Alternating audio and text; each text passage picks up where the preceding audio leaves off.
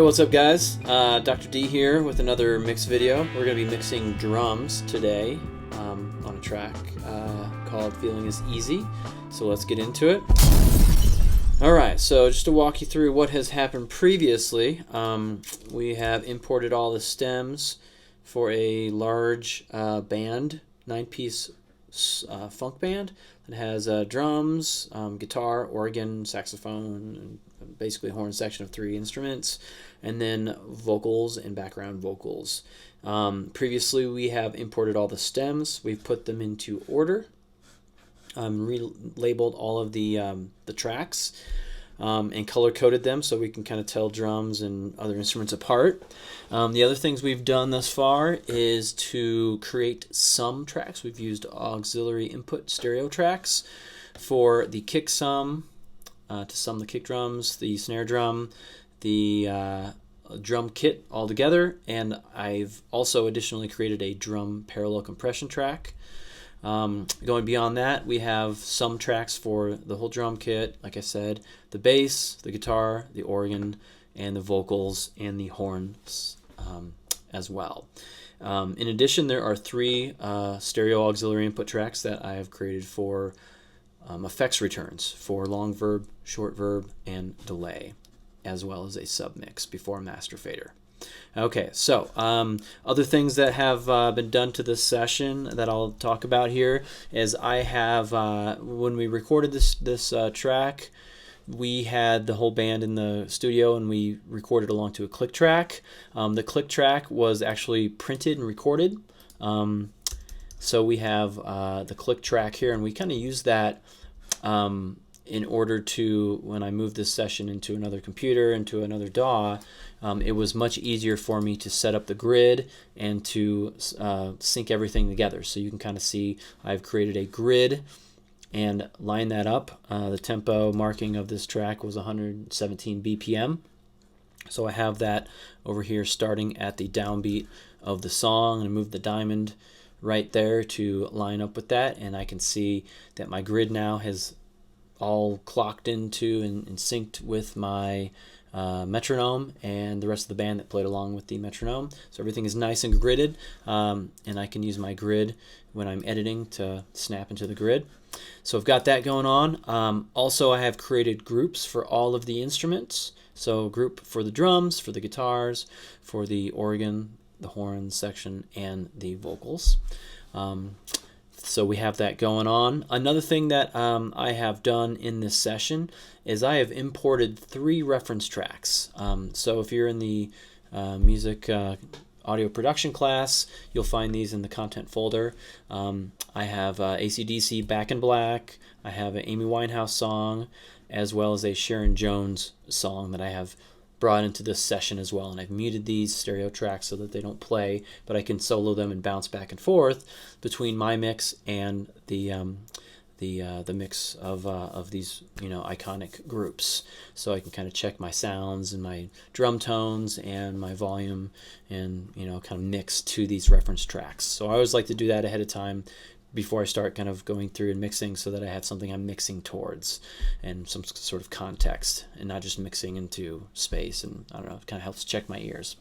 The other thing that has been done previously was I forgot to import one of the lead vocal tracks, or the lead vocal track. So what I did was I created a duplicate of one of these vocal tracks that were already created. I had 2 vocal harmony tracks that we created last time, and what it ended up doing was right-clicking and duplicating one of these tracks. And the reason I did that was because it keeps my routing consistent. I have all my vocal tracks routed. I have them routed into the vocal bus, and then I also had sends on those 3 vocal tracks. So since I duplicated the track and relabeled it, renamed it the lead track, I went ahead and did that. It saved me having to set up the routing again.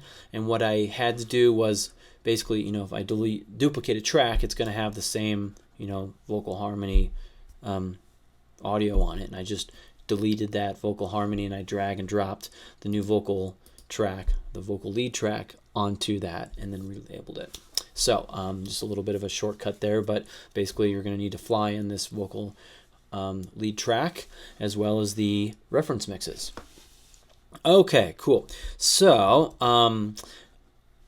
the next thing I ended up doing was I started with my kick drums, and I soloed each of my kick drums one at a time, and I was listening to the sounds of the kick drum, and I'll just kind of go through quickly what EQ I used. On the kick beater sound, which is kind of the brighter backside of the kick where the beater's hitting, I used a little bit of a low-pass filter to get rid of some of the bleed. There was a fair amount of bleed from the snare getting in there, so I tried to carve a little bit of that out with a low-pass filter. Another thing I did on the kick front, I did kind of a similar thing, high-pass or low-pass filter to get rid of some of the highs that were bleeding in, and I boosted some like 125 hertz by like 5 dB just to kind of bring in a little bit more of the low end of the kick drum. There's a third kick track that was just a duplicate of the kick front, and what I did there is I used this track to enhance like the low end of the kick, because I was just wanting to hear a little bit more bassy sub kick. So what I did is I filtered out really heavily with a low pass filter everything below like 1K, and then I exaggerated, like boosted extremely heavily things basically around 100K. So you can kind of hear this track's got a lot of lows. Okay, so what I did there is kind of separated these three sounds. So I have like kick beater, a little bit more of the punchiness. That's kind of like, you know, some of the warmer front of the kick, and then the kick sub. So I might actually rename that to be kick sub, or yeah. So it's not kind of easily confused with the other tracks. So once I did that, I can basically solo each of those kick drums all at the same time, and I can kind of mix my kick sound among those three different sounds. So there's our natural front of the kick, some of the beater, and then some of the low subby.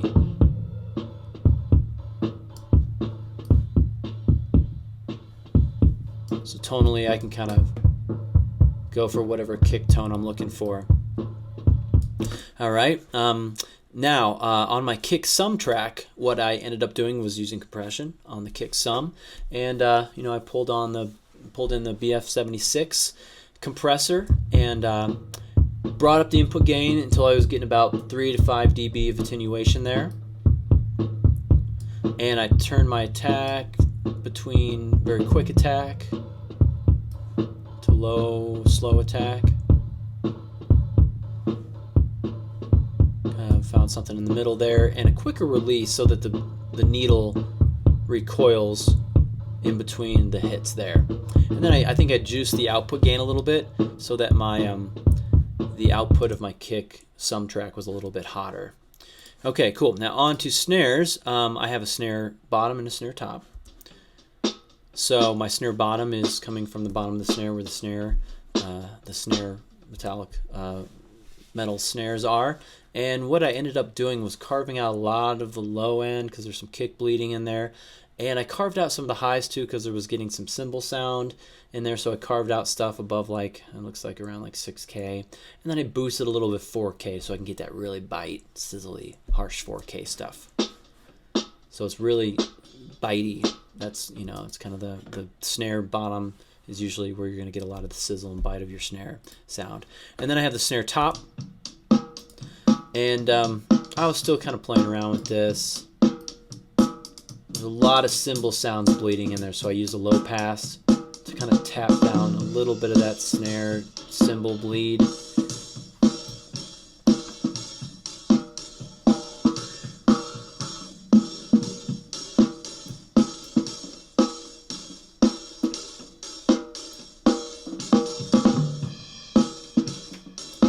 And I think what I was trying to do here with the the notch was kind of get some of the mid-range boxiness out of the snare sound.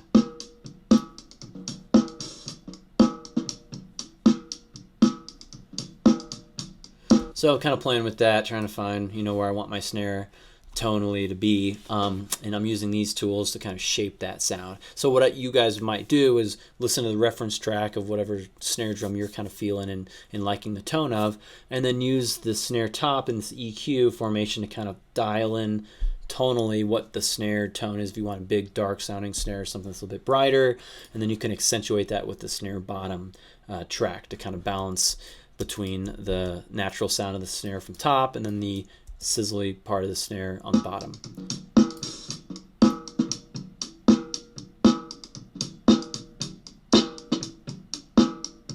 I almost feel like I need more of that sizzle. On the snare bottom, if you need more sizzle like I'm kind of desiring here, I could A, put compression on it, throw a compressor on there, or I could B, grab a distortion plugin, some kind of overdrive plugin.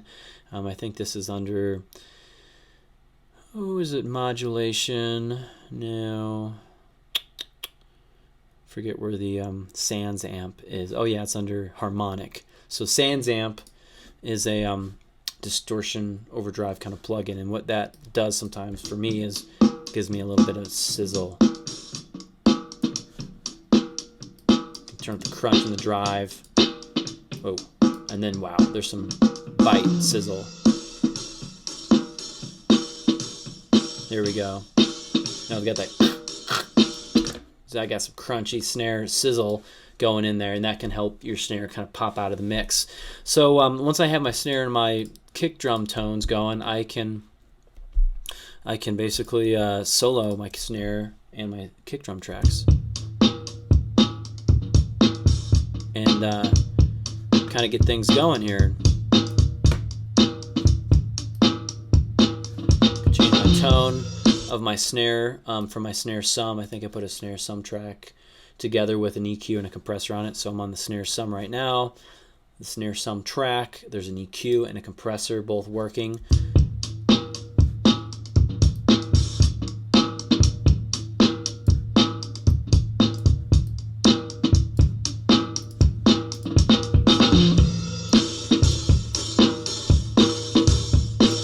I was cutting out some of the 500 and some of the 100, taking out some of that mid-range boxiness there. Okay, so you really want that kick and snare to be popping. It's got to slap. And then I might go and listen to a reference track and get an idea of like tonally what's going on. Okay, so with snare and kick popping really good, we're going to move on to the other sounds. And I'll kind of go quickly through here. I had my hi-hat, and what I ended up doing here was some craziness. It sounded good to me in the moment, but basically what I was going for was filtering out some of the low end of the hi-hat, because there's no low end in a hi-hat, and I want it more to be really, you know, crisp and, you know, really bitey. So I had some 10K that I liked, and I boosted the 10K a little bit by 5 dB, and I also boosted some of the 4K a little bit. I was liking those sounds, and I took out some of the 1K, which is boxy frequency.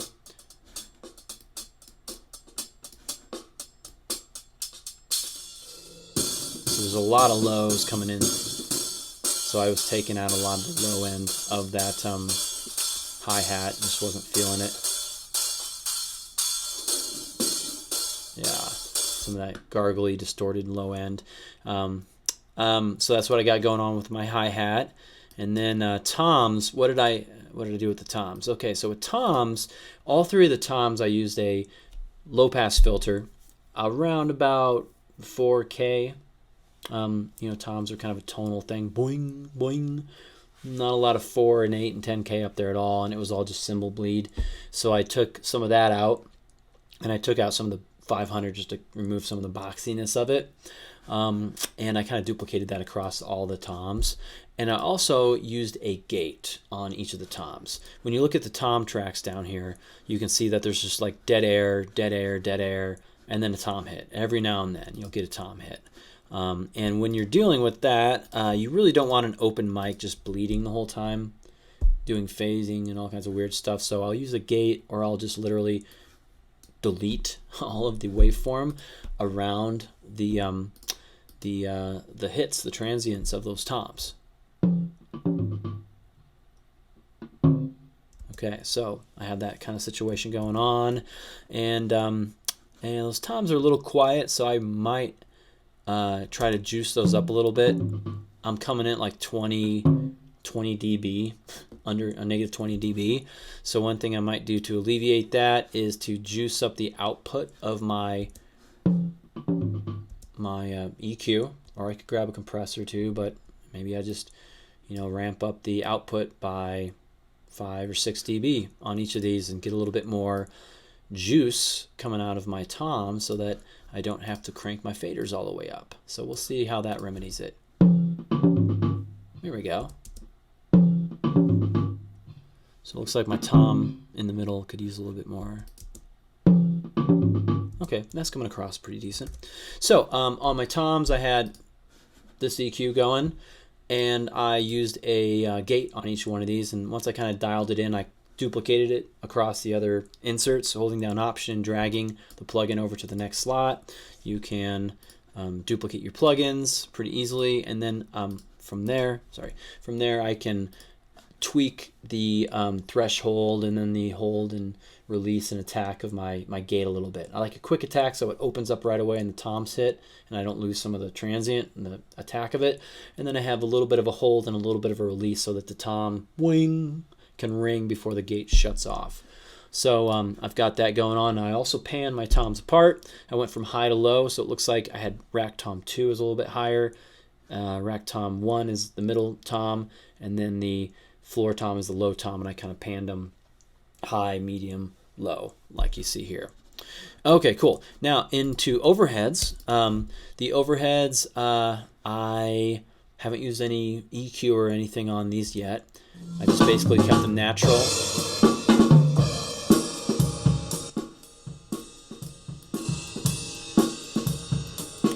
One thing I might do with my tom or my overheads that I didn't do on the first pass here is I might EQ out some of the low end because I don't want the kick really ringing through the overheads and the room mics so much. So I'm going to use a little bit of a high pass filter.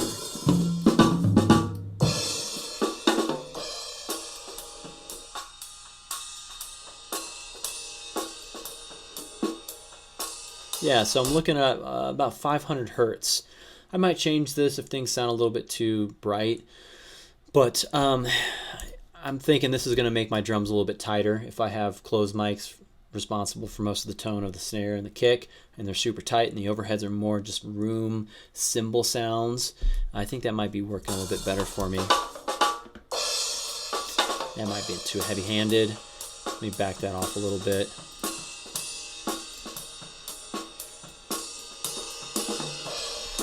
Okay, got my cymbals going. They're pretty balanced, left and right, dynamically. Both of these meters are pretty even there. Okay, and then I have my room mics, which I panned apart as well. I might do a similar thing. I don't know if I want kick room sound or snare room sound as much as I want kick closed mic and kick snare closed mic. So I'm going to take my EQ that I have on my overheads and I'm going to copy those on over to my rooms as well. Okay, sweet. So another thing I did with the overheads and my room mics is I created another bus. So I went and added a third bus on my sends, and I relabeled this bus to be my parallel bus. So I have a parallel bus set up on all of my overheads and rooms. That's 4 tracks. I turn these up to unity gain so that they're sending signal out in parallel to the actual track signal. And I created a stereo auxiliary input that I labeled the drum parallel compression track. So the idea is I put a compressor with heavy compression on these overheads and room mics. So I have kind of a huge smashed room sound.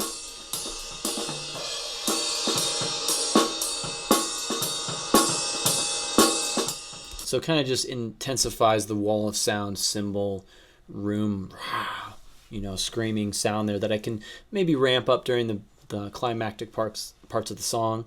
You know, if I want a little bit more intensity, like the drummers getting excited at the end, the last chorus, I can automate the volume of my parallel drum compression to come up a little bit. Or if I need a little bit more cymbal, huge ambience of the room and cymbal sounds, I can juice this a little bit too. So it's kind of like another tool in my toolbox that I can use to enhance the cymbals in the room aspects of the drum kit. Okay, sweet. So I pretty much covered all the processing I did on all of the drums, reference tracks going in there and referencing those to get the drum tones that you're wanting, and getting some reference for what kind of sounds you want out of this drum kit. And then I'll do a quick little remix. And what I like to do here is I'll solo the drums, all the drum tracks. So I've got my drum group selected, and I'm going to solo all my drums. And what I'm going to do is unselect that group so I can move these faders by themselves. So I'm going to drop down the kick drum, the snare drum, and all my toms and my overheads. I'll leave my overheads up because I'm going to mix to my overheads. Turn down my parallel compression. So basically, I'm going to rebuild my drum kit, and I'm going to start with the overhead sound.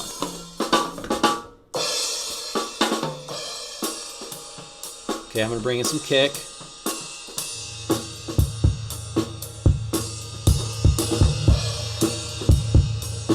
A little bit under unity. Then I get my snare in there.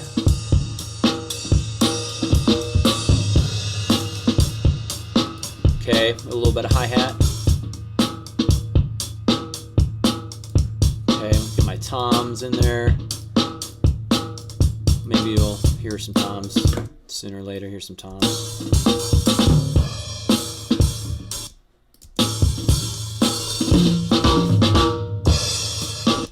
Okay, so I might have to find a part of this session or part of the track where the toms are hit. Let's see here. Here's some toms being hit right here.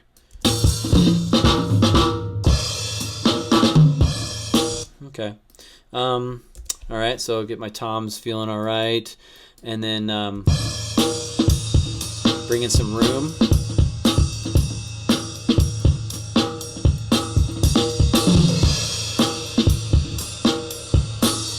And then some of the parallel.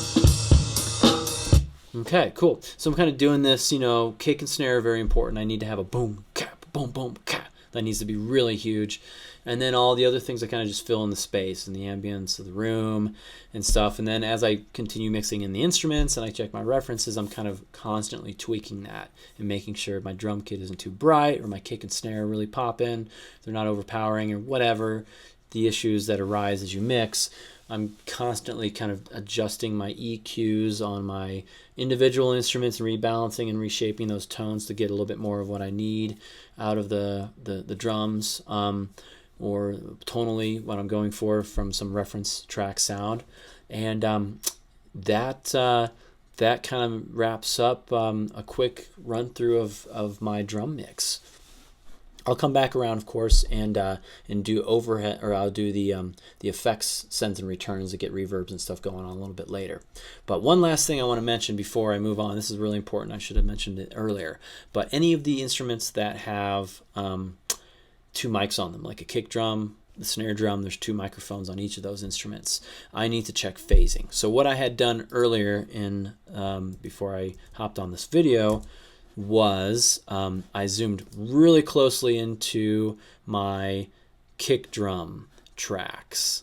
All right, so I can kind of see my kick drum waveform pretty good right here. I get really, really, really close there. And what I was noticing was, well, just like I had imagined, the waveform of my kick drum was going, on my beater, was going negative while my kick front was going positive. So it makes perfect sense when you have, let me find an actual kick drum here. Here's a kick drum hit. Really clear to see it right here. So here's kick beater, here's the kick fronts. And you can see that one goes negative and one goes positive. So what I ended up doing on my kick beater track was I used the phase switch right here on the EQ to switch the phase. Anytime you have that issue going on with one waveform going positive with the other go negative because two mics are in opposite directions on the same drum, you need to use a phase switch to to flip the polarity of that waveform, so they're both going positive. It's not going to show it when you look at the waveform. You're not going to see the waveform change because I click this switch, but you just know that it's flipping the polarity, and things are going to be now reversed. So another thing I did was I scooched my waveforms to line up. They weren't perfectly lined up, and you can see they're still not. As I zoom way in, you can see like this waveform starts a little bit behind this other one. So what I might do is turn off the grid for a moment and scooch some of these, or one of these sounds, a little bit more perfectly in line with that initial beginning of that transient. I did the same thing with the snares. If I find a snare hit right after it, I can see that, hey, look, my snare is going negative on the snare top and then positive on the snare bottom. I did the same deal where I grabbed the plug-in on my snare bottom, and I used, where's that? I used the phase switch to reverse the polarity. So both snares are going positive at the same time. So phase switches on the snare and the kick drum because there's two mics on them. And the other thing I did to address issues of phasing was on my overheads and room mics. There is a big delay because you think about the overheads are like 4 feet away from the drum kit. The room mics are like 15 feet away from the drum kit, and they get this room ambient sound, but there's also like a huge difference between the phasing. So what I did earlier was I trimmed the waveform of the, let me find it, where's that at? Where's my overheads here? Ah, there we go. You can kind of see it now. I trimmed the earlier part of my waveform of my overheads and my room mics. I trimmed some of the waveform off so I have space to scooch this around. And what I ended up doing was I zoomed way in here and I figured out where my sounds were hitting, like where the waveforms were starting in comparison to, the kicks and the snares and all that. And I did a little scooching of these waveforms so that things were a little bit more lined up with where the transient sounds are happening. Okay, so with these things being way out of phase, you're going to hear some phasing. The kick and the snare punch aren't going to be as strong and powerful, so this will tighten up the sounds because we're lining them up. It's going to punch more. So as I did that, it addressed some of the some of the bleed, some of the like the phasing issues I was hearing. Now I've got more of a crisp, tight, boom, things are a little bit more crispy and tight and punchy. So phasing, always something you got to check. Sometimes you do it right away. Sometimes I forget and I come around and do it a little bit later in the mix when I realize I forgot to check on phasing of those drum instruments.